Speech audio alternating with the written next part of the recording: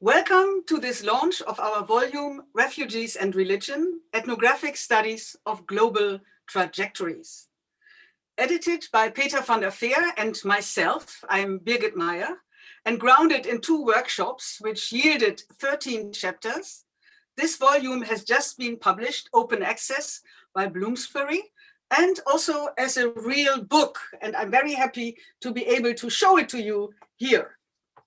The book has articles by authors, by the following authors: Wayne te Braake, Phi Van Nguyen, Tien Huong Ninh, Janet Hoskins, Tam Ngo Ngamai, Alessandro Guzman, Johara Berian, Abdoulaye Sunay, Helene Murre van den Berg, Sala Punatil, Alexander Kenneth Nagel, and William Wheeler. Of course, a book launch is a happy occasion, something to celebrate. But regarding this theme, the opposite is the case, as the volume is calling attention to the harsh politics of opening and closing borders to certain groups of displaced people. 6 years after 2015, European borders have been ever more closed, and thousands of people are stranded and made to wait under unbearable circumstances, denying them their legal right to enter the asylum procedure. The cover of the book is a photograph I took close to where I live in Amsterdam North. Such posters of woodcut portraits of undocumented refugees pasted across urban space are part of the guerrilla art project, A Paper Monument for the Paperless, by Dominic Himmelsbach de Vries.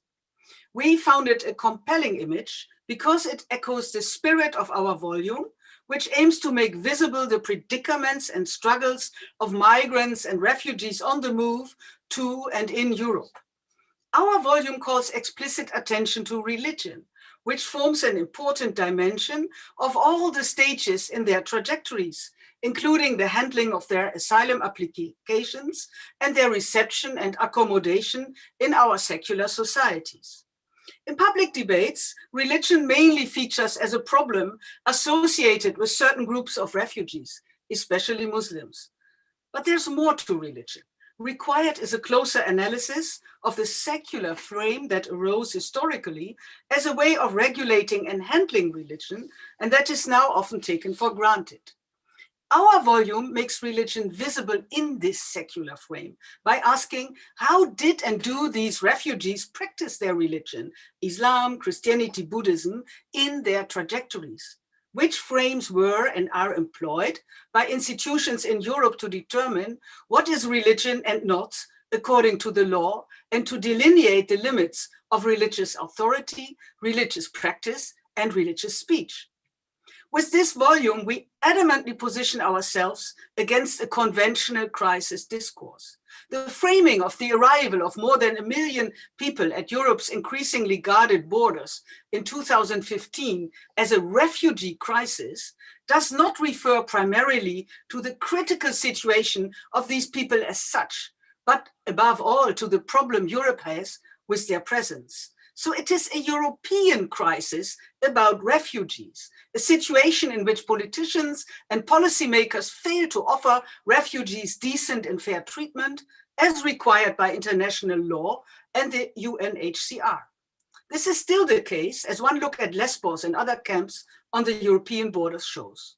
Far from being neutral, the term crisis has been employed as a long-standing rhetorical figure to diagnose a particular situation as dangerous. As argued by Reinhard Koselleck, the concept of crisis enshrines multiple long-standing layers of meaning, including legal, medical, and theological ones. The framing of a particular situation as a crisis signals that the situation is at a critical turning point, at which a legal political decision must be taken, or that it is likened to a dangerous disease approaching its tipping point, life or death, or even that it is on the verge of the apocalypse that signals the end of the known world. The political use of the term crisis connotes a view of Europe as a sick body that is threatened with invasion by strangers, and even raises apocalyptic ideas about the pending downfall of the Occident. Having gained prominence through the political theologies of far-right populist groups like Pegida, such views now resonate in broader society. The use of the term crisis involves a diagnostic act that may legitimate huge political consequences and evokes moods that are difficult to control. Ironically, in March 2019, the European Commission declared the end of the migration crisis of 2015, largely as a consequence of the Turkey deal in March 2016, even though people are still dying in their attempts to cross the Mediterranean Sea, go through terrible hardships in fleeing from Syria, and are kept in deplorable camps at Europe's borders or in Libya. Clearly, the use of the concept of crisis as a frame provides a powerful narrative to insist on the need for immediate action and even a state of emergency in a situation of life and death to cure or even save the body politic. Conveying such a sense of exceptionality and extraordinariness makes it seem as if the refugee issue were a recent phenomenon in the wake of globalization. Our volume works against this historical amnesia. Peter van der Veer reminds us that already in the aftermath of the Reformation, the idea, and I quote him here, of purification by expulsion became a legitimate aspect of statecraft, and the religious refugee a mass phenomenon. But in the framework of the so-called refugee crisis, this history, which contains basic insights relevant for today's world, tends to be forgotten. Moreover, 2015 looks less exceptional as soon as one thinks about the aftermath of World War II, with millions of refugees on the move from Eastern Europe. Peter van der Veer will say more about this in his presentation. The framing of the arrival of refugees in 2015 as an unprecedented crisis also instills forgetfulness about relatively recent accommodations of refugees during the Cold War. Vietnamese who fled communism were welcomed more easily than is currently the case with people from the Middle East and Africa. Therefore, for this volume, we opted for a comparative approach to the accommodation of refugees and migrants from Vietnam. Tam Ngo will go deeper into this, and from Africa. This will be sketched by Abdoulaye Sunay. In the following, Peter van der Veer, Tam Ngo, and Abdoulaye Sunay will offer short presentations to introduce the volume. Then our guest of honor, Arjun Appadurai, will take the screen and share his impressions about the book. In order to save time, on screen the attention span seems to be even shorter than in on-site presentations. I refrain from introducing the speakers, as you can find information about their work on the invitation to this event. And with this, I would like to hand over to Peter van der Veer. Thank you, Birgit. Yeah, what Birgit already alluded to is that this volume was occasioned by the 2015-2016 so-called refugee crisis. In 2015 and 2016, 2 million people tried to move from Syria, Iraq, Afghanistan, Iran, Eritrea, and other countries to Europe. Since 2014, more than 20,000 refugees drowned in the Mediterranean. Many people, especially in Germany, have welcomed these refugees, but many have also voted for anti-immigrant parties in Europe. As Birgit has pointed out, far from being a crisis, 2015 was a mere moment in a long history of forced, partly forced, and relatively unforced movement of people in Europe and in the rest of the world.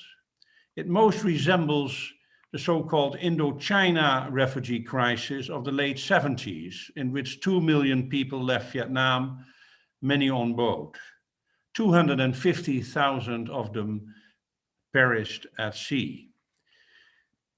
One should also realize that being forcibly displaced is often not entirely different from labor migration, especially by poor people in a very unequal world. Refugees are not only looking for safety, but also for a future for themselves and for their children. Legally, obviously, the distinction between migrant and refugee is pertinent. It's very important for the whole asylum process. But the boundaries between these categories are arbitrary and dynamic. While it is clear that refugee politics relates to the formation of nation states with territorial sovereignty, the connection between religion and refugees is seldom analyzed. This volume looks at ritual purification and ethnic cleansing in the historical formation of nation states, as well as the problematic of conversion and assimilation in dealing with refugees. Religion is also fundamentally concerned with death, suffering, and exile. It's simply a crucial element of the refugee situation. It both forces people to leave and it welcomes people who arrive. In my contribution to this volume, I discuss the nature of Germany as the host society. We tend to have this fallacy that the host society consists of long settled people, while the refugees are all on the move. In fact, the host society has often also been on the move. Although German politicians have regularly declared that Germany is not an immigration country, in fact, that is exactly what Germany is, already since the Reformation in the 16th century. It is a country that for centuries has been a land of expulsion and migration. In 2015 and 2016, I lived in Göttingen, Lower Saxony, Germany.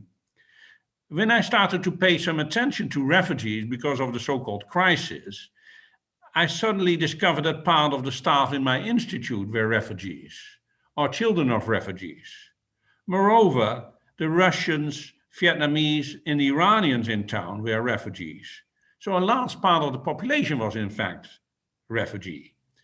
Close to Göttingen is Durchgangslager Friedland, a transit camp that served to receive German refugees after the Second World War and continued to receive ethnic Germans, German speakers from elsewhere, from Eastern Europe, through the 60s and 70s. Then it started receiving Vietnamese refugees, and now it received the refugees from the Middle East, Africa, and South Asia. Alexander Kenneth Nagel has a chapter in the book about this camp. In fact, in Göttingen and surrounding villages, were many first, second, and third generation refugees, with also their special churches. A considerable part of that are ethnic Germans, that is to say, German speakers from Eastern Europe and the Soviet Union. For instance, two recent German Nobel Prize winners, Stefan Hell for physics, who is, by the way, also a director of a Max Planck Institute in Göttingen, and Herta Müller for literature, are so-called Banatenswaben from Romania, who migrated as ethnic Germans to Germany. In Göttingen, people make the joke that in Russia, you only have to say that you have a German Shepherd to get entry visa to Germany. So this is a massive phenomenon. The Reformation stands out as the first period in European and possibly global history in which the religious refugee becomes a mass phenomenon. The Jewish and Muslim refugees of 15th century Spain were followed by the 16th century Anabaptists who settled everywhere, including Russia, by the 17th century Puritan Pilgrim Fathers who settled in the US, and by the Huguenots who settled in Holland and elsewhere, and basically by everyone else in the several wars of religion that followed the Reformation. The Reformation was not just a movement of intellectual and religious change, it was also Europe's first grand project in social purification. It was deeply about exile, expulsion, and about refugees. Forced religious migration was a normal, familiar, and expected feature of public policy that was oriented to build a harmonious, cohesive society. This has produced homogeneously Protestant Northern Europe, a homogeneously Catholic Southern Europe, and in between biconfessional societies, Germany, Netherlands, and Switzerland, unable to eliminate the other half. At the end of the 30 Years' War in 1648, the Peace of Westphalia, meant to deal with religious minorities, was the origin of the modern system of nation states. In Germany, the main narrative frame that legitimates the right to settle in Germany as refugee is nationalist.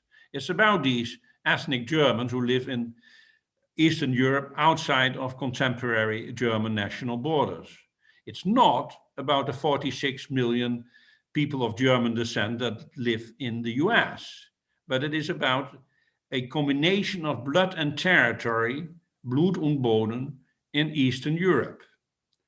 In 1950, there were some 12 million refugees from Eastern Europe, around 4 million in the DDR and 8 million in the Bundesrepublik. This was about 20% of the total German population in Germany were refugees, with concentrations in Mecklenburg-Vorpommern, Niedersachsen, Bayern, Hessen, Sachsen-Anhalt, and Schleswig-Holstein.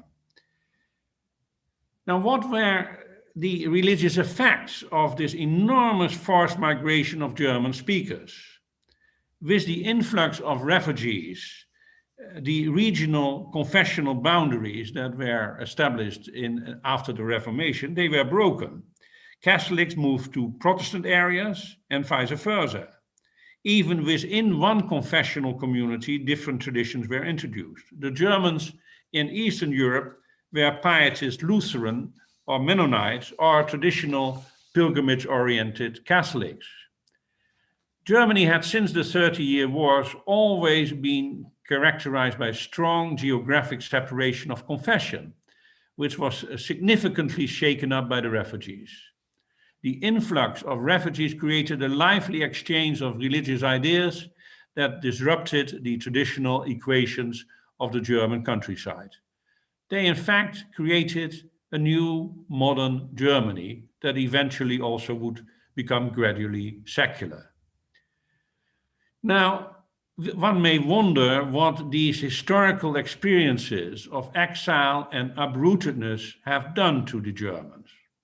Are, for instance, the former refugees from Eastern Europe more willing to welcome new refugees than Germans who did not have that experience? Well, no, to the contrary. The Association for German Refugees, for example, a powerful political organization, stands for a conservative and sometimes reactionary German nationalism, despite the fact that its members are refugees themselves. It aligns itself with the right-wing Alternative für Deutschland. The ethical stance towards refugees is more about everyday politics than about transcendental values.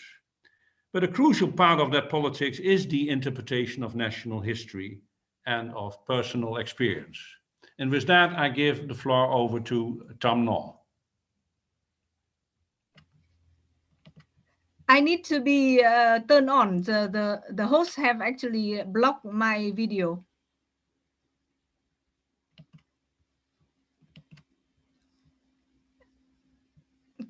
Can the host please let me turn back my video? Yes, start my video. Good afternoon, everyone. Sorry for this little trouble techniques. Thank you, Peter. Let me share my screens with you.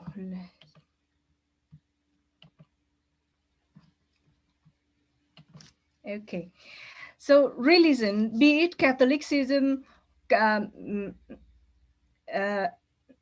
Daism, or the indigenous Đạo Mẫu, has proven to be central to the political life of Vietnamese refugee and the cultural life of them as well. In these volumes, this question has been detailed by Phi Văn Nguyễn, Thiên Hương Ninh, and Janet Hoskin. So in this brief presentation, I hope to provide some more detail about the role of Buddhism in the way it shaped the cultural and political life of the refugee and immigrants among the Vietnamese diaspora in Germany.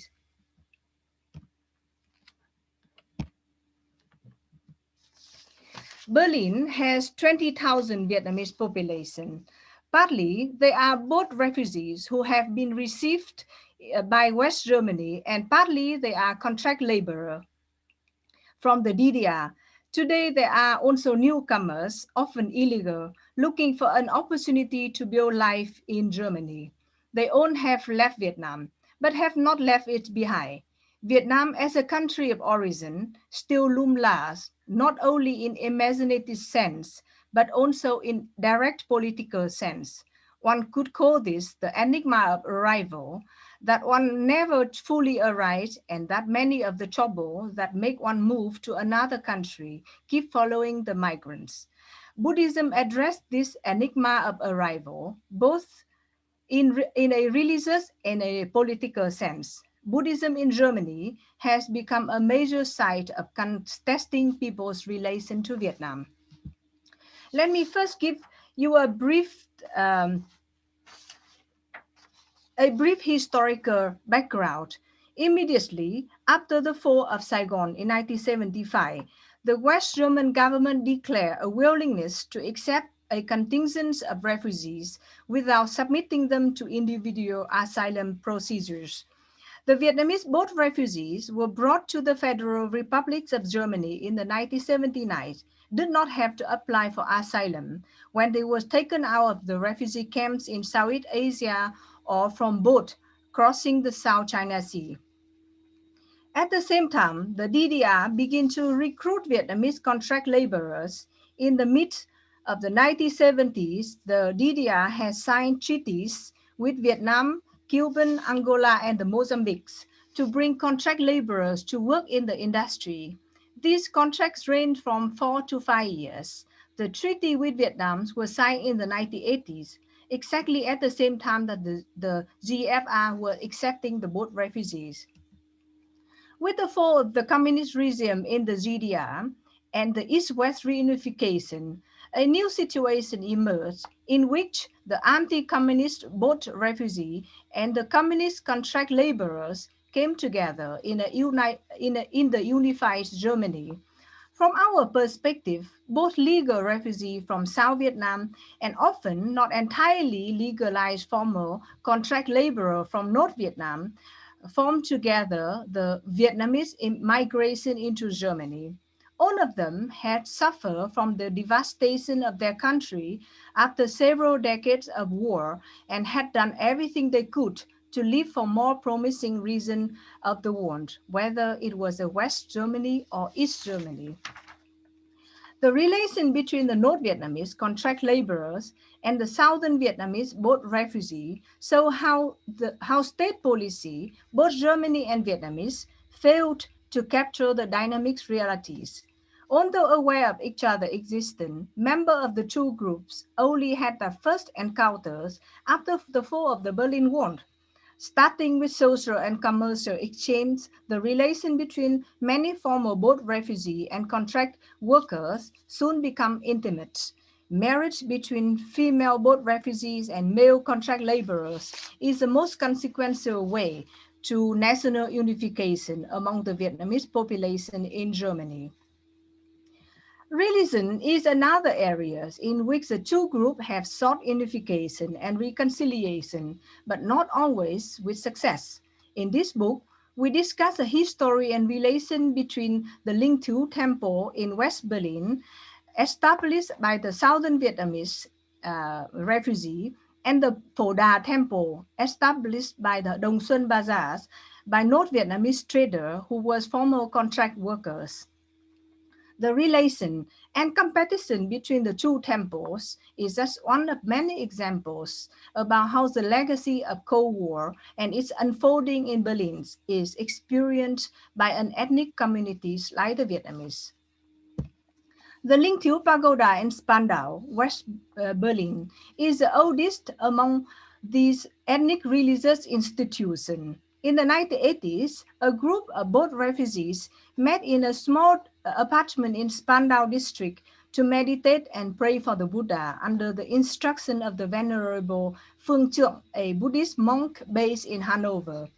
After the wall came down, there were active efforts to extend this pay of refugee to the former contract workers who had come mostly from North Vietnam to the GDR and lost their legal residential status and in the newly unified Germany. Many members of these communities organized charity and support for North Vietnamese crossing the wall into West Berlin, seeing themselves as refugees who a decade ago risked their life to leave Vietnam in search of freedom. Buddhist both refugees of West Berlin saw the Vietnamese contract worker as refugees, fleeing the exploitative and controlling communist East Germany. Now, the both refugees had the power to help and shelter these people in distress, a perfect Buddhist merit-earning act. This effort to include the North Vietnamese contract workers also reflect a desire to promote Buddhism as a reconciliatory force between the past and the future, between the North and the South Vietnamese. Buddhism is idealized as a reconciliatory force to bring two former enemies together so that they can embrace each other again in ethnic sanguinity and love. Such ideal, however, is far from being realized in various Vietnamese communities in Germany. The effort to include North Vietnamese former contract worker into the Linh Thieu Buddhist family soon ran against a number of obstacles on daily basis. The cultural differences, sometimes very subtle, lead to disagreement and resentment between the two groups. Toward the end of the 2000s, many traders in the Lindenberg district of East Berlin met to form their own temple. In 2007, with the active leadership and sponsorship of Ms. Trịnh Thị Mùi, the owner of the Asia Pacific Center, one of the two largest Vietnamese trading bazaars in Berlin, a temple called Pho Da was inaugurated with the grounds on the ground of the bazaars. Buddhist and Kuan Yin statues were selected and sent from Vietnam to Berlin by supportive members of the Vietnamese Buddhist Sangha, the official state-recognized Buddhist organization in Vietnam. We argue that the most important reason why many North Vietnamese refrained from participating in the West Berlin Linh Thieu Temple was political. After some years of disorientation, many North Vietnamese former contract workers become successful entrepreneurs in Berlin. Having good political connection with the Communist government of Vietnam become desirable. The Linh Thieu Pagoda was founded by refugees and organizationally belong to the United Vietnam Buddhist Sangha, which is not recognized by the Vietnamese government and is treated until today as an underground sect in Vietnam. To an extent, as the concentration of North Vietnamese in Berlin grew, it was natural that a desire to develop to have their own Buddhist space in East Berlin. Importantly, however, the support of the Vietnamese government from indirect to direct by sending various members of the Vietnamese Buddhist Sangha, the official Buddhist organization in Vietnam, to come to conduct Buddhist service and to take control of this temple, escalate the political rival and conflict between the East Berlin North Vietnamese and West Berlin South Vietnamese Buddhist communities. The relation, conflicts, and schism in the Vietnamese Buddhist communities in Berlin reflects the ongoing legacy of the Cold War and its unfolding in the city of Berlin. Buddhism is not neutral, transcendental belief system, but a historically major player in Vietnamese politics. it is inevitable that the Vietnamese government tries to use Buddhism to control the diaspora, and it is thus as inevitable that South Vietnamese both refugees resent it. That is it for me. Now I would like to handle the Zoom to Abdullah. Let me stop there. Thank you. Thank you very much, Tom. Yeah, another case on Berlin. My contribution in the volume is titled Ritual Space and Religion, Young West African Muslims in Berlin. Perhaps a bit of genealogy of this piece.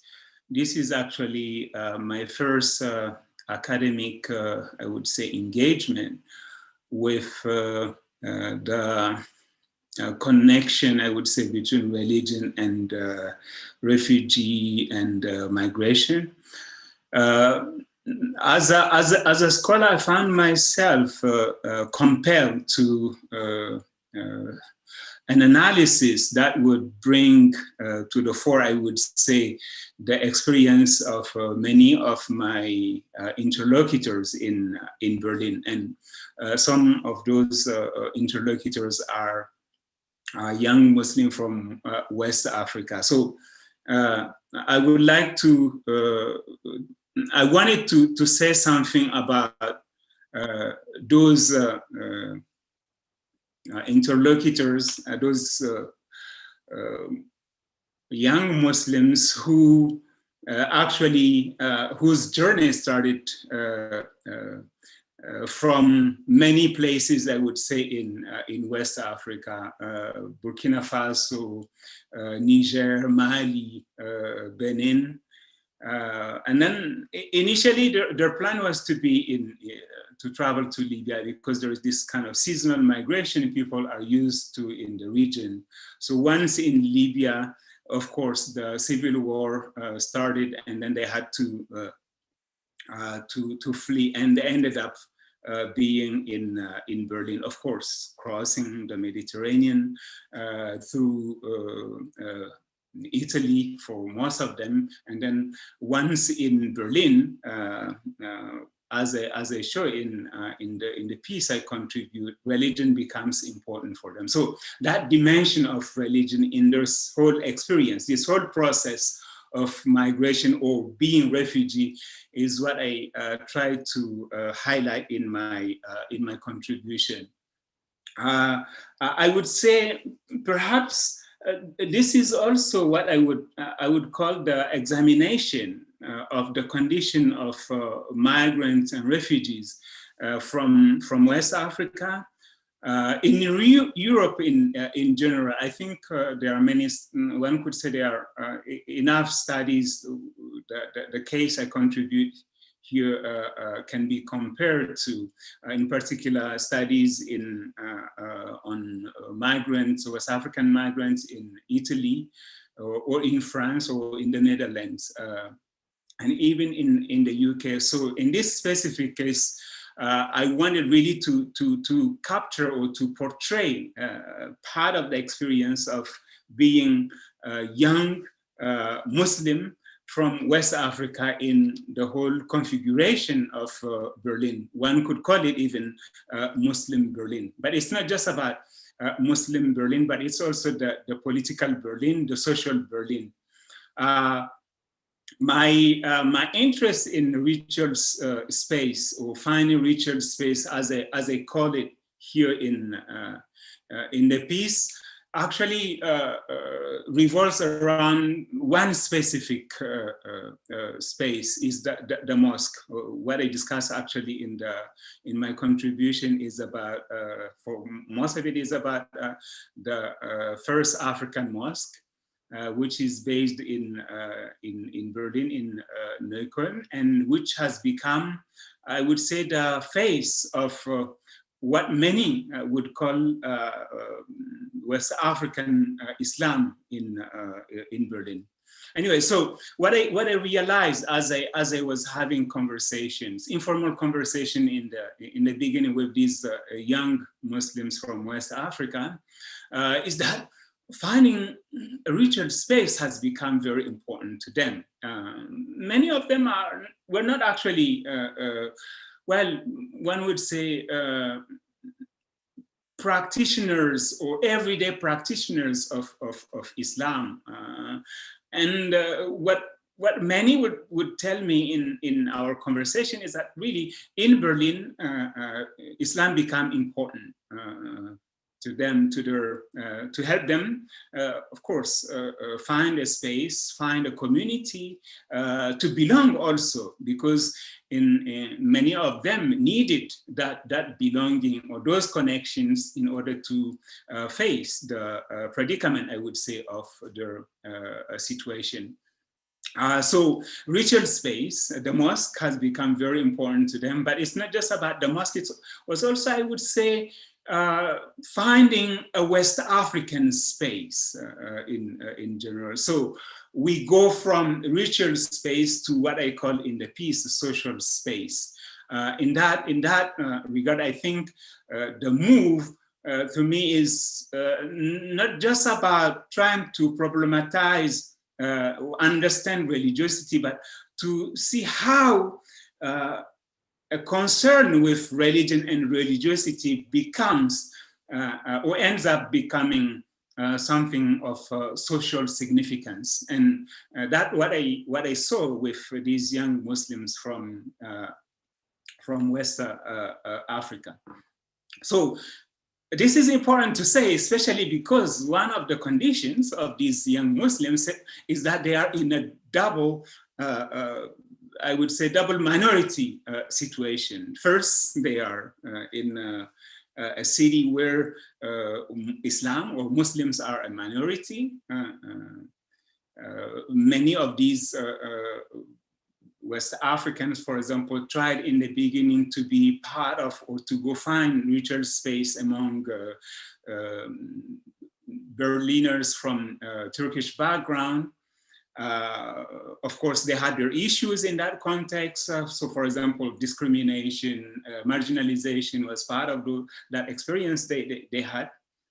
But they are also, as I just said, a minority as West Africans, so Black young men finding themselves in Berlin, and all of a sudden, as several of them told me, they became visible, perhaps even too visible for them to bear in some context. So that became in many ways some of the things they needed to deal with, and of course, in that process, turning to religion becomes important to them, and to the point that religion became part of the resources they tried to build on.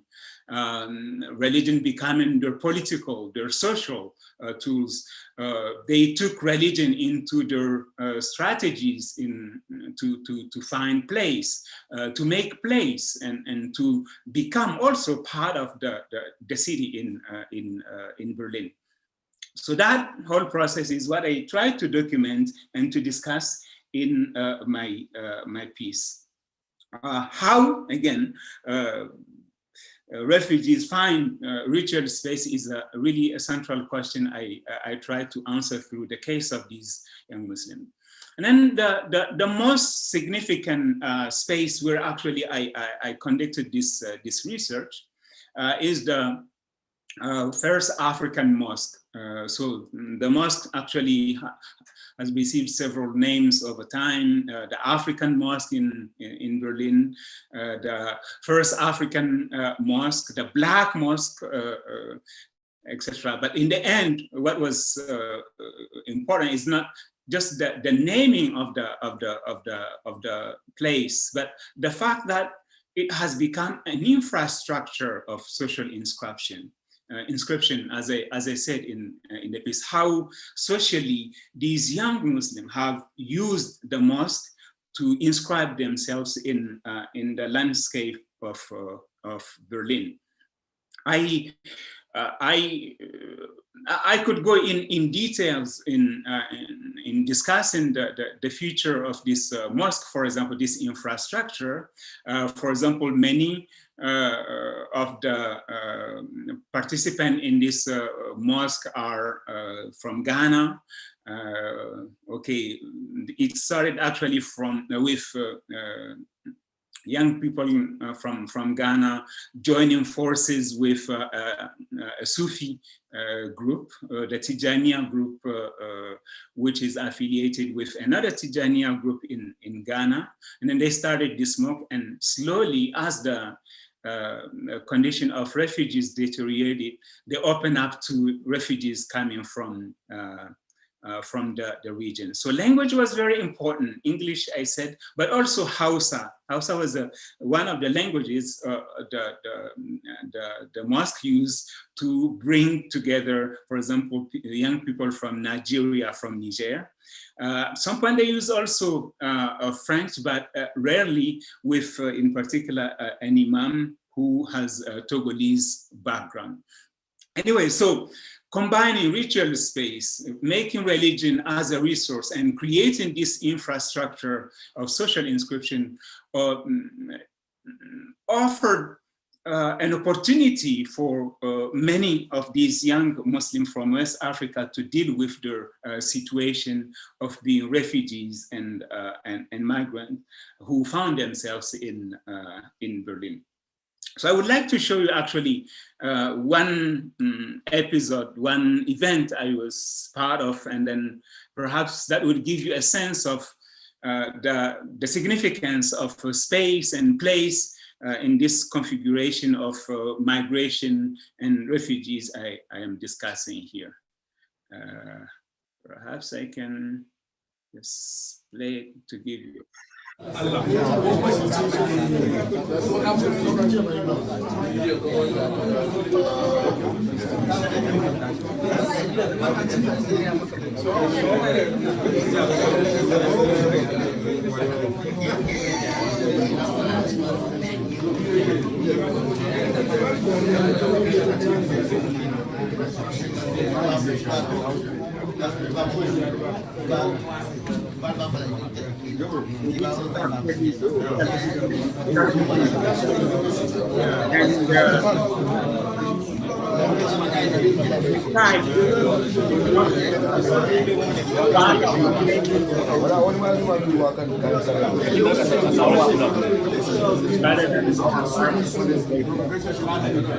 This was when people were gathering.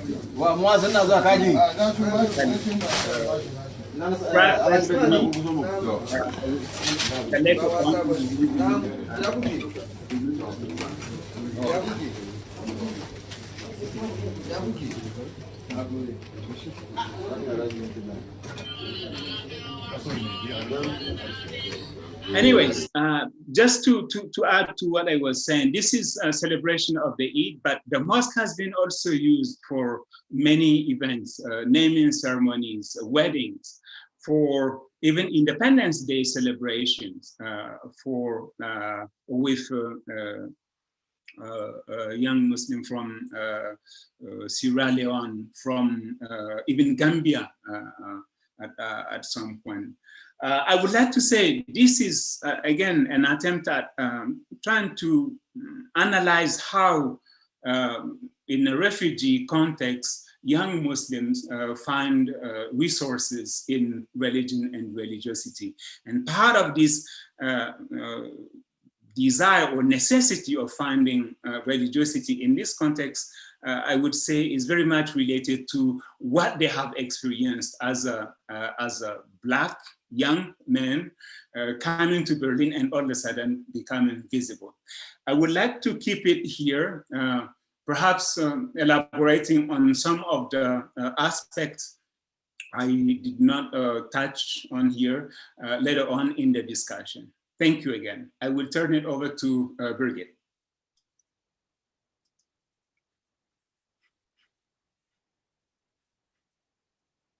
Yes, thank you very much, Abdullah.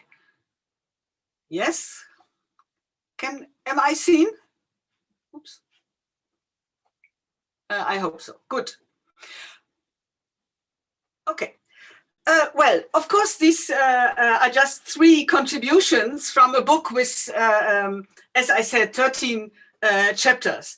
As a whole, our volume identifies a tension between fixing policies of nation states on the one hand, and religion as a principle of movement and mediation between here and there, immanent and transcendent, beginning and end on the other. So it's an interplay of flows and closures.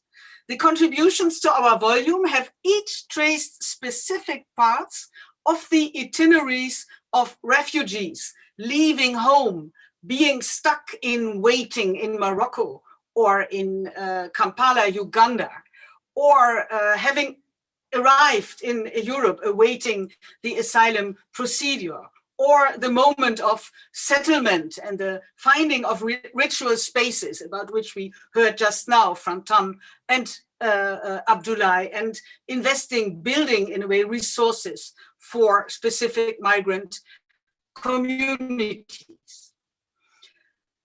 Together, these contributions offer a dazzling picture of an entangled world with connections and relations, as well as borders and boundaries. Theory here is to be rendered mobile, to make sense of this entangled and plural world from multiple locations and grounded in the practices and experiences of people on the move. However, it seems to be easier to think in terms of bounded units than in terms of motion.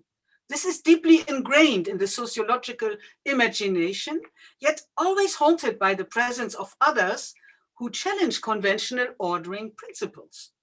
The political measures taken to prevent or at least channel movement are an important research topic.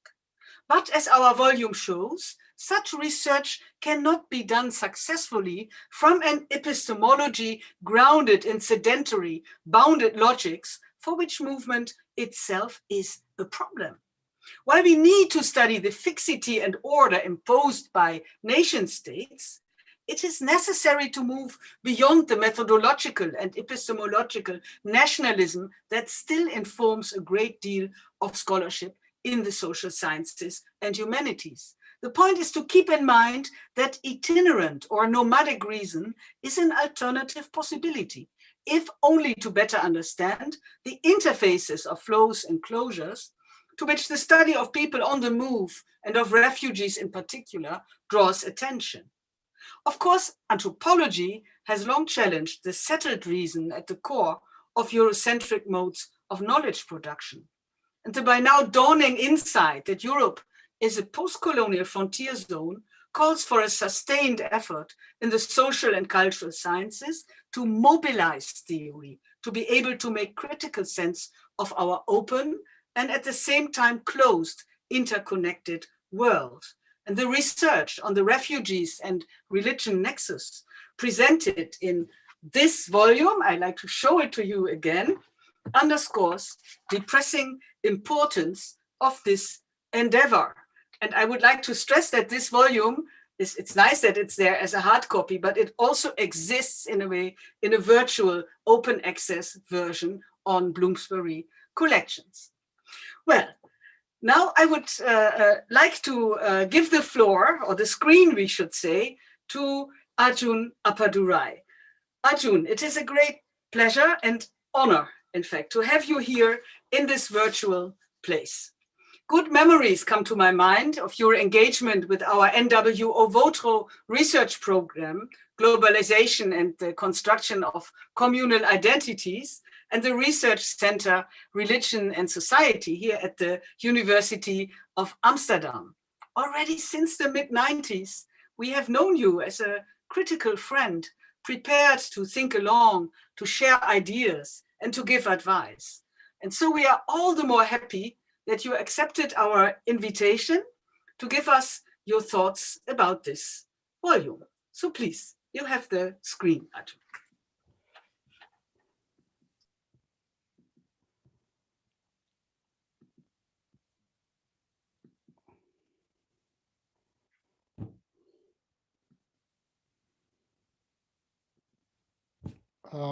I can't start my video, so somebody needs to enable that.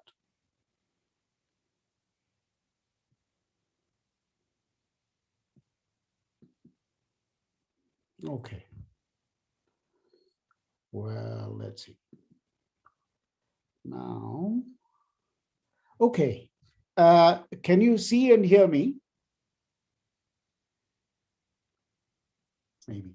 Yes, yes, we hear you, we see you. Wonderful. Great. So let me launch in. There was a moment of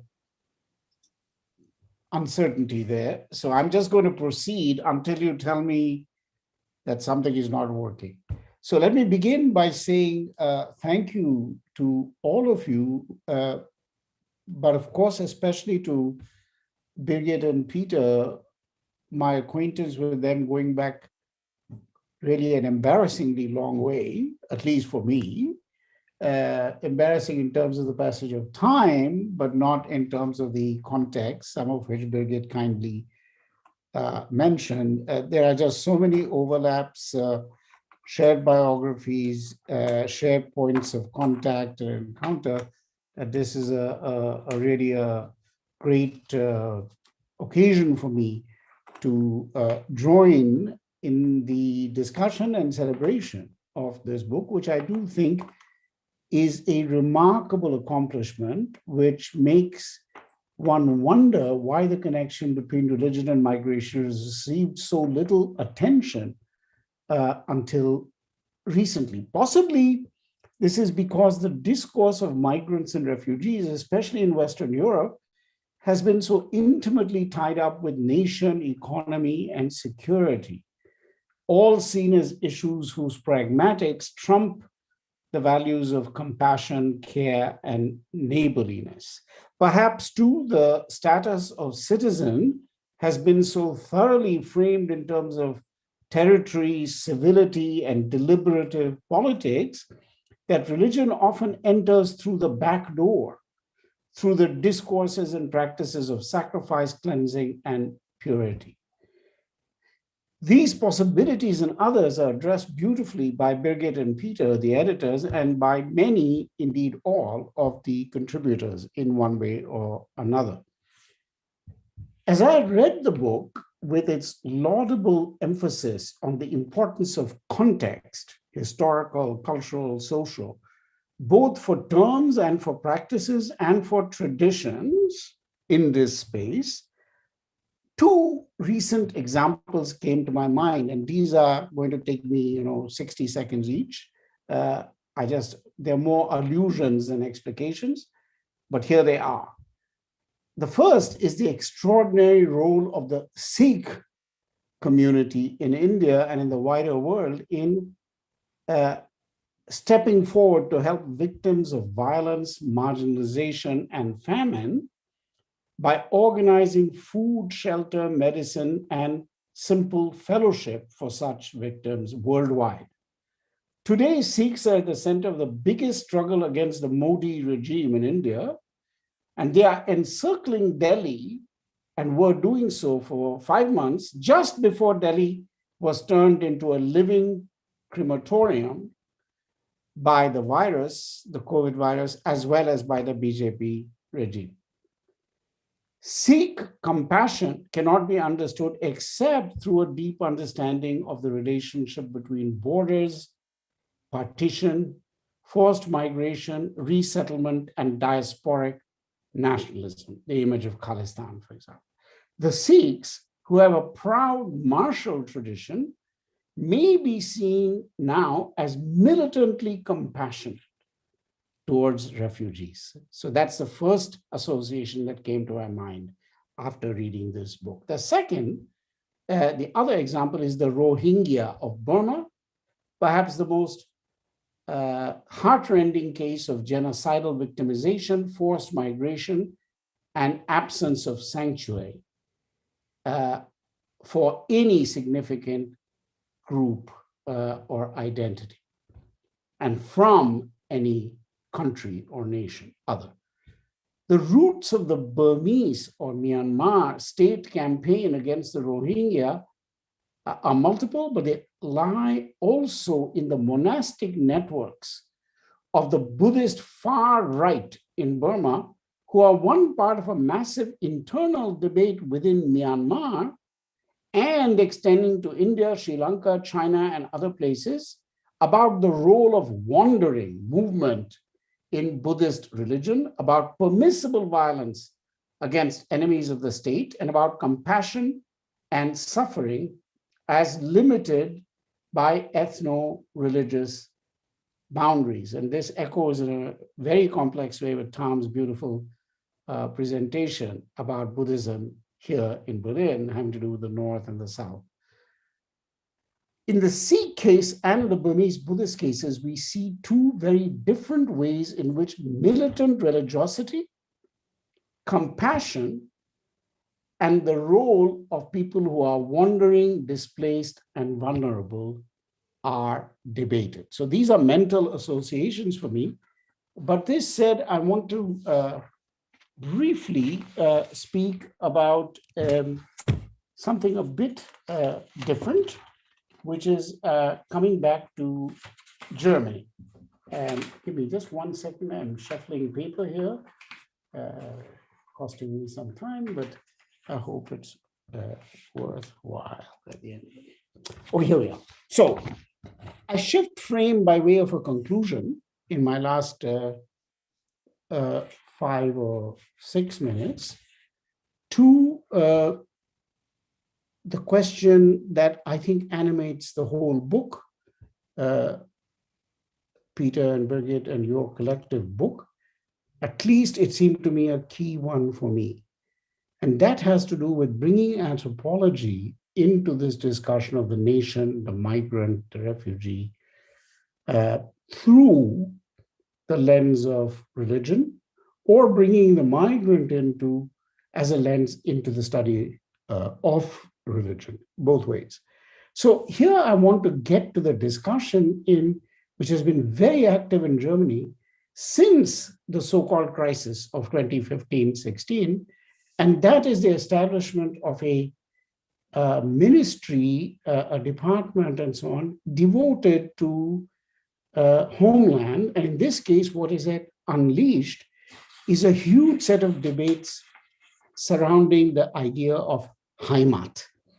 And this book made me think again about what is happening with the idea of Heimat. How much is it something specially German, because the context is important, and how much is it part of a general turn to ideas of soil and folk and so on. So let me just end with this comment on the subject of Heimat, nation, stranger, sacrifice, ritual, purity, all crucial things in this book, and which coincide with some of my own recent thinking, which runs as follows: that the national community has to be eternally renewed by violence. And the wonderful scholar René Girard was a literary critic and philosopher who was preoccupied with the continuing importance of Judeo-Christian ideas of sacrifice in our contemporary world. He had two key ideas. One was that humans were driven by mimetic desire, the desire to possess what the other possesses. The second idea was that of the scapegoat, which has become a cliche these days, but should not be a cliche. The arbitrary, vulnerable victim whose sacrifice allows the parties in competitive mimesis to seize their violence against one another by directing their violence to a partial outsider. The scapegoat here is never a complete outsider. He's a vulnerable and marginal insider. Girard believes that in the modern world, without the structuring power of ancient ritual forms, the scapegoat theory is only applied by us to others whose victims we believe are unfairly chosen. But we never think of our own victims as scapegoats. This is quite a subtle idea of Girard's. Migrants, undocumented aliens, and other what I call bio-minorities today are indeed Girard's scapegoats. But the interesting question is, what mimetic desire do they allow us to resolve by their victimhood? Who is the limb and who is the phantom?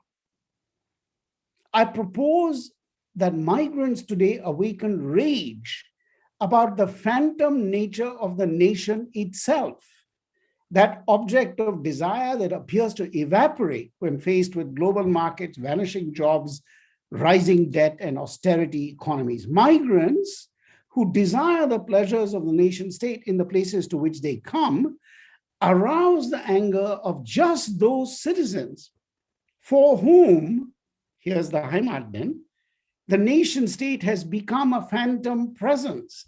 Thus, the migrant has to be humiliated and then sacrificed or expelled. But even after the expulsion, the pain of the phantom limb remains, because the primary desire that motivates it, namely for a nation which is real with a capital R, can never be fulfilled. Migrants remind us that it is nation states, not outsiders, that have become, in Mary Douglas's famous phrase, matter out of place. Thus, migrants must be amputated, but the ache they leave for the nation, once imagined, that now can never be. So I stop here with very sincere thanks to all of you, but most especially for my dear friends, Peter and Birgit, for what I really think is a landmark book. Thank you. Thank you very much, Arjun, for a very moving and also heavy statement, I would say. I would like to ask our presenters to all switch on the video so that you are all visible. I think that would be a good idea. And Arjun, thank you also for opening up in a way our imagination towards South Asia. Of course, in this presentations, we have much focused on Germany, even Berlin, where you live. But indeed, our volume takes this site as a particular example to look at certain dynamics of nation states that seem to be peculiar to Europe. But we do this against the background, in a way, of a global space. And we also look at spaces of reception outside of Europe. As you, of course, know, I only want to explain this to our authors and to the listeners. I'm also very much taken and intrigued, in fact, by you bringing in Girard in this way, this issue of the scapegoat and the phantom nature of the nation itself. I don't think that I have drawn it out so clearly in my concluding essay as you say it now, but I'm very, very intrigued by these ideas. I think that there is a long history that, of course, could also be mobilized in understanding genealogies of treating migrants in our days and genealogies of dealing with Jews, dealing with gypsies, and all kinds of people classified as outsiders. And I think it is very important to bring back to mind also this whole history of treating people who are co-present as strangers and despising them. And I think also that the notion of sacrifice is very worthwhile to be brought in there. I want to see whether we have questions from the audience. I see not yet. So I would like to ask our co-presenters whether any one of you would like to give some comments or remarks or questions with regard to the presentations, and especially Arjun's presentation. Well, yeah, I may quickly say that indeed this kind of phantom aspect of the nation, which is to some extent also brought to light by the phantom nature of migration, is an important element of how I see the issue. That there is this idea that there are people who are very settled and that their world is fixed, that it's all already done, and they may invite or may prohibit people to come to this very settled, wonderful world. But you look a little bit in history and it's completely nonsensical. It's not the case at all. And I'm reminded now of V.S. Naipaul going to the English countryside. He, of course, wanted to be very English. And he writes his book, The Enigma of Arrival. And the enigma is that he thinks that he comes to the settled English countryside, but then figures out slowly that everyone is just moved just before him. And that the castle in which he has a little cottage near a castle, that the castle has been built on Caribbean slave labor. So the phantom of this settled nation state that basically allows people from elsewhere to come in is historically completely indeed phantom-like. And so that's an element that I find very, very important in this whole discussion. Yes. Abdullah, you also want to come in? I see you moving.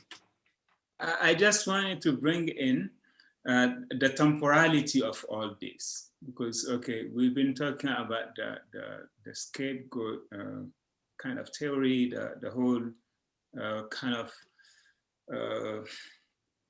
technology of setting up the nation and then thinking about the nation. But I'm just wondering to what extent maybe we could take on board the temporalities that are shaping these ideas, these practices of the nation. So to me, I think this is something important to keep in mind also.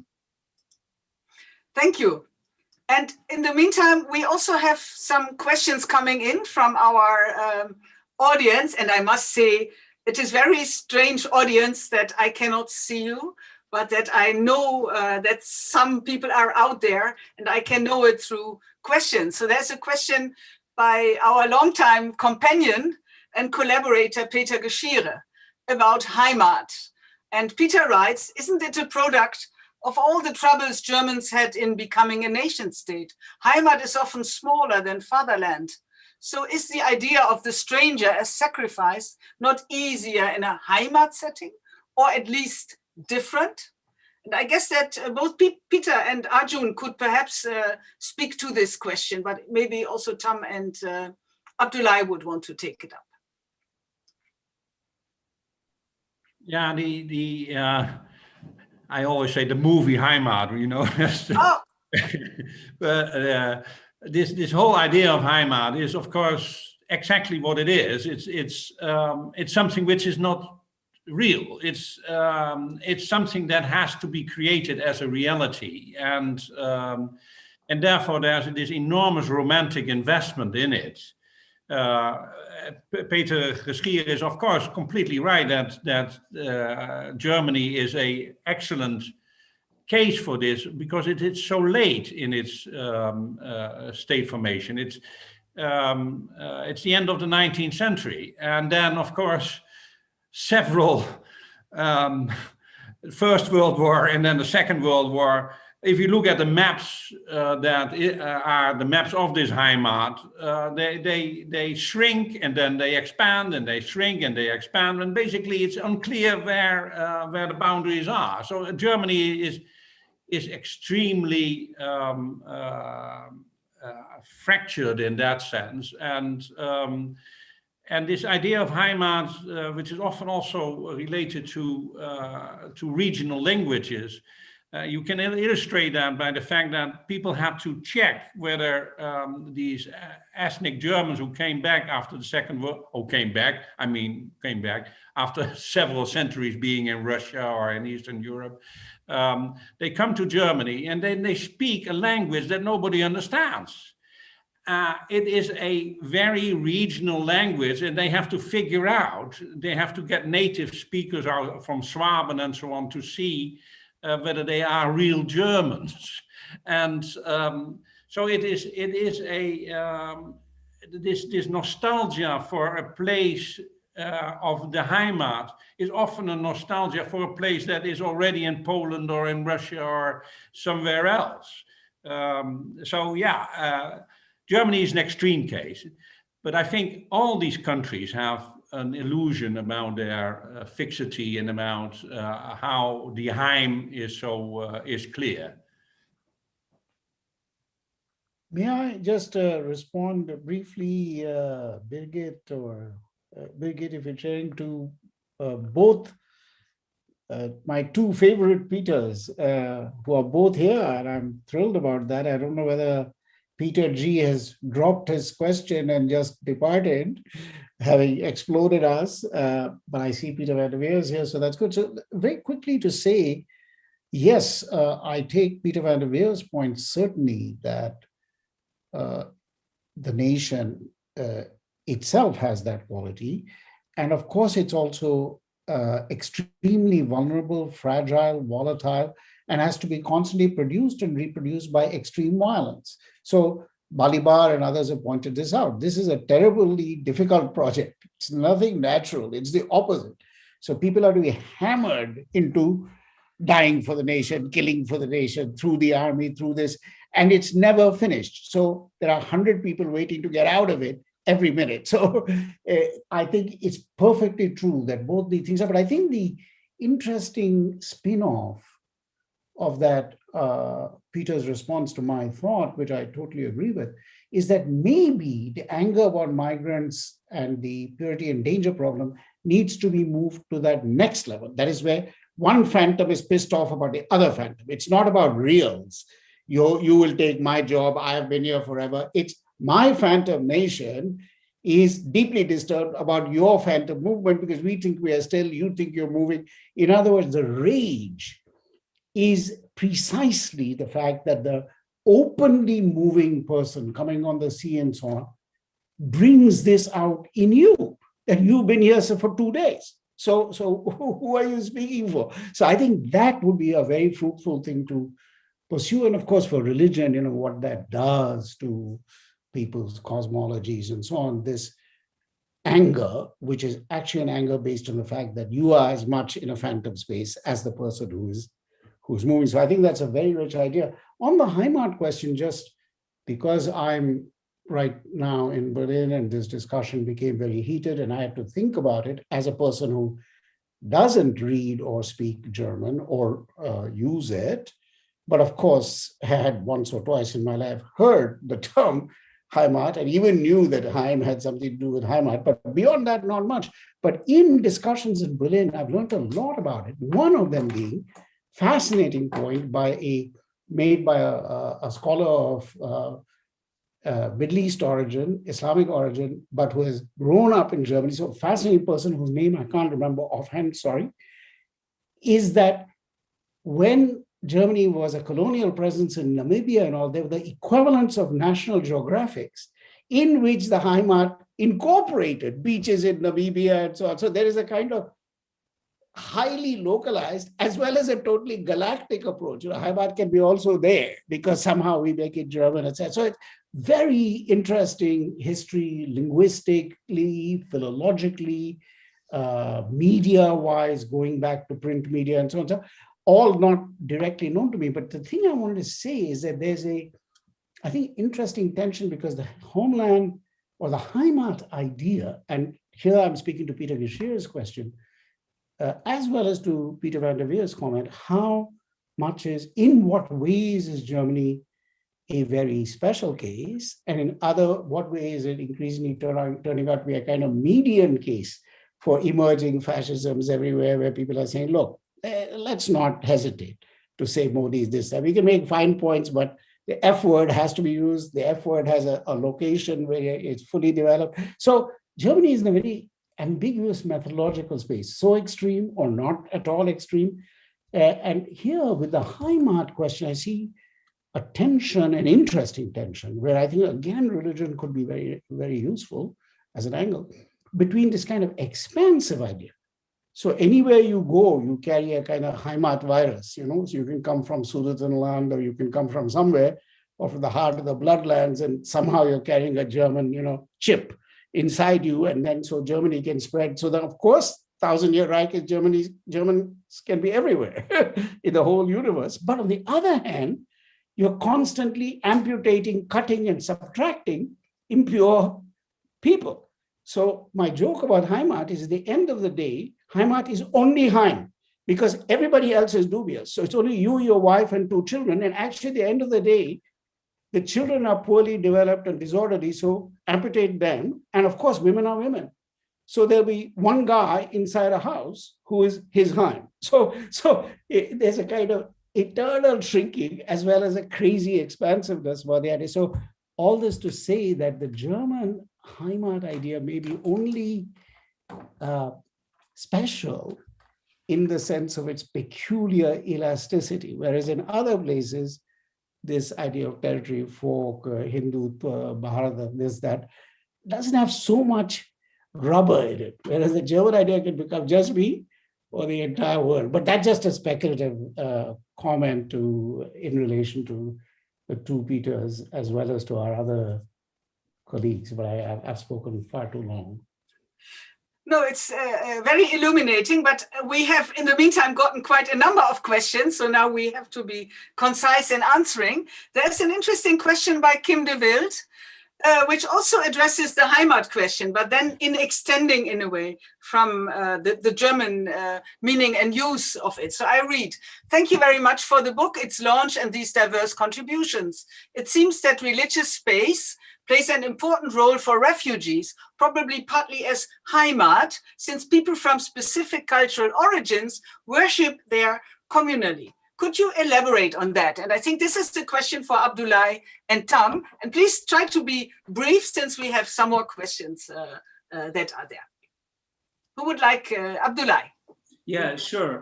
I think that's correct. I really see that dimension in during my field work, how this space actually these young Muslims have created or have joined represents some sort of kind of nation or place where they could find ease, they could convenience in many ways as they face the predicament of being really in Berlin and then being challenged by all these legal structures or political structures they know nothing about. So I think in many ways one could relate or could associate that space to the Heimat, but I don't know. I'm not really versed in that idea or this discussion on the Heimat in the German context. But at least I see this space of their own, which really becomes something very important to these young men. Thank you, Abdullah. Tom, you want to say something briefly? Yeah, there are some other questions waiting. Okay, I'll try to be brief, because this is an invitation to connect the answer to this question also to the debate raised by Azun just now. I would like to offer a little bit more insight into the Vietnamese case, because it somehow maps onto every of the point here. First of all, in terms of religious space as a place where immigrant or refugee can inscribe their Heimat belonging and sentiments. It is very complicated in the case of the Vietnamese, and as Peter and Azun rightly point out, Germany is not simple either, because which Heimat are you talking about? And in the case of the Vietnamese, in our volume here, there is a wonderful contribution by Phi Văn Nguyen who detail the Heimat within Vietnam already complicated, because the North Vietnamese have moved from North Vietnam to South Vietnam in the 1950s because of religious conflict. So for many of the Catholic Vietnamese who form the Southern Vietnam government and therefore are also at the forefront of the South Vietnamese refugee in Germany, in the US, everywhere, for them Heimat is not only one or two, but two or three in its figure. But the funny thing is that when they are in Germany, in post-unified Germany, they are seen by the unified Germany as as people of Vietnam, and therefore they are confronted with the idea of Heimat, which is unified Vietnam. There is very narrow space for both refugee and then later on also for Vietnamese immigrants to really wiggle around, to argue that, wait a minute, I don't want to be in this Buddhist temple praying in this kind of ritual, or going to that particular goddess to be comforted by a voice that is not comfortable to me. So there I add another element to it, which is religious space is not only defined by political but also by linguistic sentiments. So in the practice of refugee and immigrant, making this religious space is an ongoing project for which the Heimat is defined and redefined anew. Thank you. Thank you very much, Tom. Tom, there's another question waiting for you, which I think you could answer immediately in following up on this. And this is by one of our authors, Tieng Huong Ninh. Thank you, everyone, for this wonderful opportunity to dialogue about such an important topic. I have a question for Dr. Tam Ngo. Thank you for helping me learn more about the Vietnamese Buddhist community in Germany. I'm wondering if you could elaborate on how you conceptualize reconciliation in your work. Is there any uniqueness to this reconciliation as it is occurring outside of the homeland? Homeland, again, the Heimat link, perhaps, Vietnam, and of course in a country, Germany, that had similar political and territorial divisions as in Vietnam. Thank you, Ning. If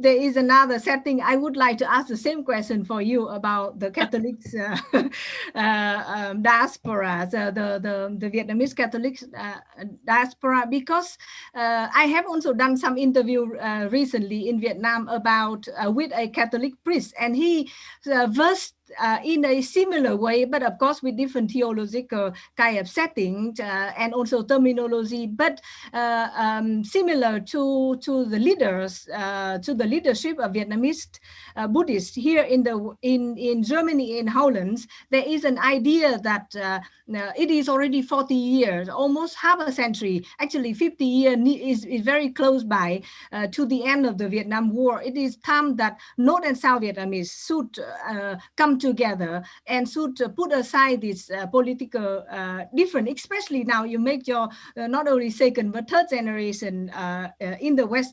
In Germany, this discussion is ongoing, has been ongoing, but it's constantly being complicated because of the German history, because of different political support that they have. Not like in America, here in Germany, guest workers are still being worked on to kind of democratic electoral politics in Berlin. So they are on this development program, which now linked to the sentiment of East Germany. And therefore, the question of practicing Buddhism is caught up in that politics. At the same time, there are commemoration of West Germans activists in the 70s and the 80s who helped to bring about these poor people from the South China Sea to Germany, and they should be celebrated. So these are the political moments that prevent that reconciliatory effort that actually people in Charter Buddhism in Germany wish for.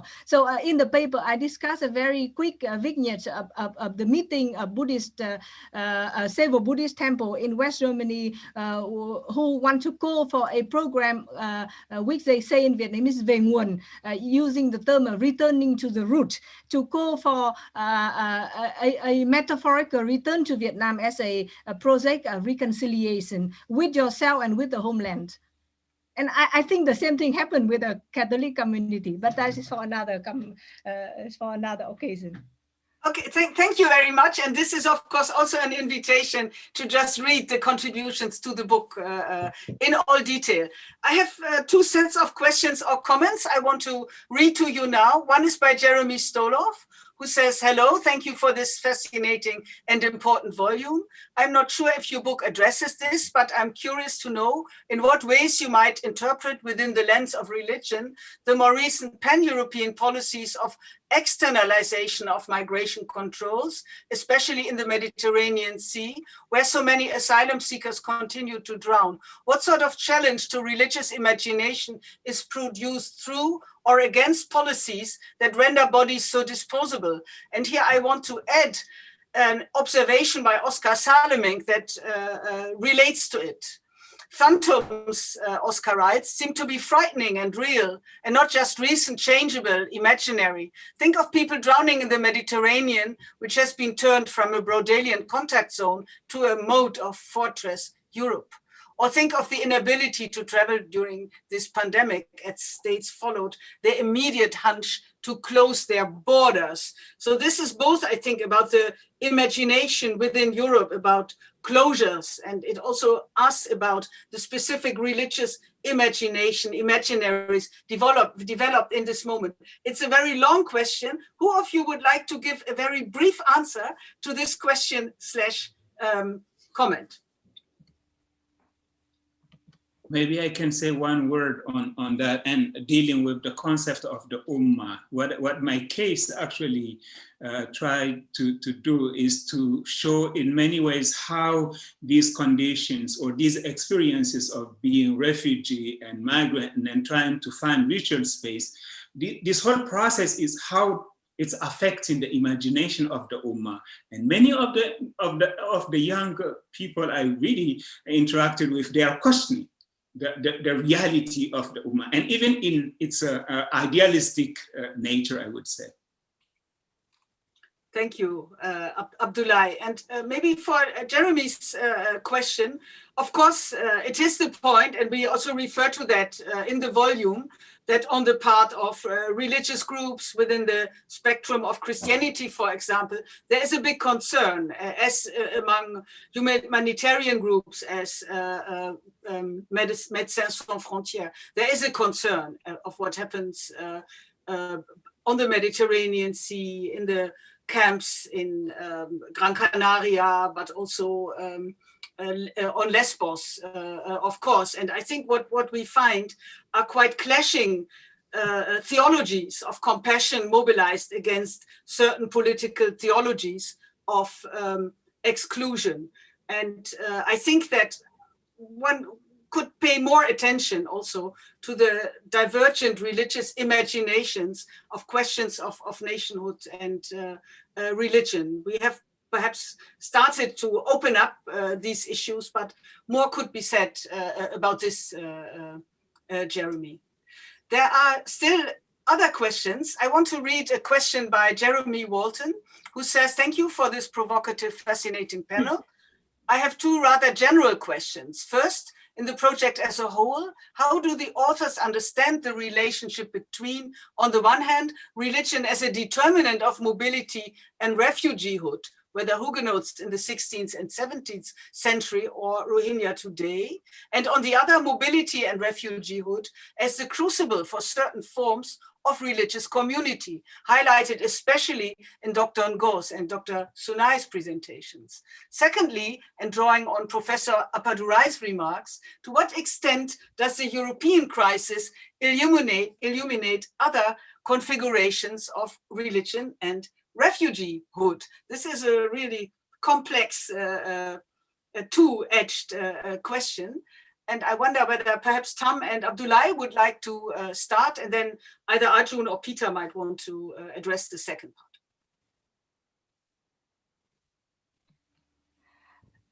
part. Let me try to keep it short. I think for the case of the Vietnamese, not only in Germany, but also worldwide, religion is is not the access for it's not the main force for living. But it is politics, and my case actually shed light on the role of religion in negotiating a space in that very thickly political context in which people are defined as refugee or as immigrant based on not their own context of living, but also on a kind of global ideology divisions. So I have in another occasion example of let's say a Vietnamese widow. If she is widow of a South Vietnamese former soldier, then she is qualified as refugee. But if she is widow of a North Vietnamese soldier who also died early and left her alone in all the same or even worse suffering, she might later on try to cross the border and become illegal refugee in illegal immigrant in Germany, but she would never get that qualification as refugee. So it is not in their hand to define, but a society around them with the ideology that is heavily burdened by the hosting society that leave them in such a narrow space. Does that okay? Okay, For you. thank you, Tom. And I realize that our time is almost up, so we are not able to go into many of the other questions. I just wonder whether Arjun might want to make a last remark about how indeed the European crisis would also illuminate other configurations of religion and refugeehood. Maybe, thank you very much, Birgit. I know time is very short for us, so I'm actually not going to directly address that very important question because it is quite huge, but make one remark which it comes up after hearing all of what I've heard today, which has been wonderful, and that is that there is something here about the nation which and the post-Westphalian nation that cannot be wished away. That is, we have two impulses. One is to be comparative and to bring in the longue durée. I mean, there have probably been migrants in India for 5,000 years and so on and so forth. But the truth is, today's conditions involve definitions of minority, ideas of human rights, at least 50,000 other things, which are quite young. So I would just say, for all of us who are interested in this, we need to make some pragmatic decisions about how broad and temporarily deep our comparisons can be, because at the end, we will find an apple with the orange at the beginning. So we have to think, how far do we go? Though I'm, of course, a great friend of history. So that's my only cautionary comment, and not one which I know how to turn into a concrete action, but just to say to be careful not to open the doors too wide, because minority, refugee, exile, all these things have accumulated meanings over time. And that means the contexts actually are so different that they can't be compared because of context. So I leave it with that provocation. And thank you for creating this great book and this terrific occasion. Thank you. And I find this very important what you say, Arjun, that the contexts are very different. But of course, people move from one to the other, which then complicates really policies of accommodation, ways of settling, and so on. And this is really the stuff our volume is also about.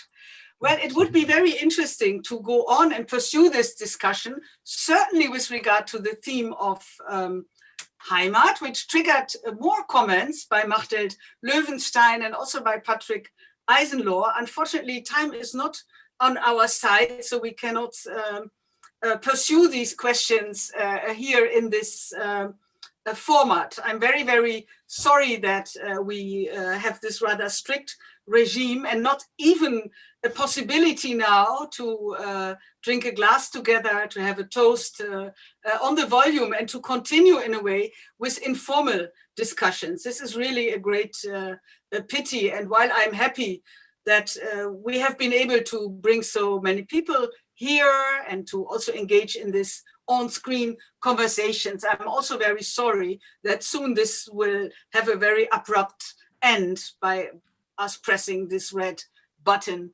leave. But before doing so, I just want to thank all our speakers here. I also want to thank the authors who were present. I want to thank those in the audience who listened, who attended, and who asked questions.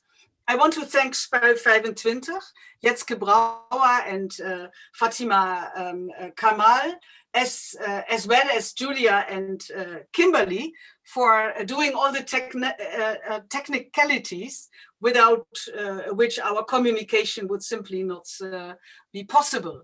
So thanks a lot to everyone, and have a nice and good evening, and take care. Thank you too, Birgit.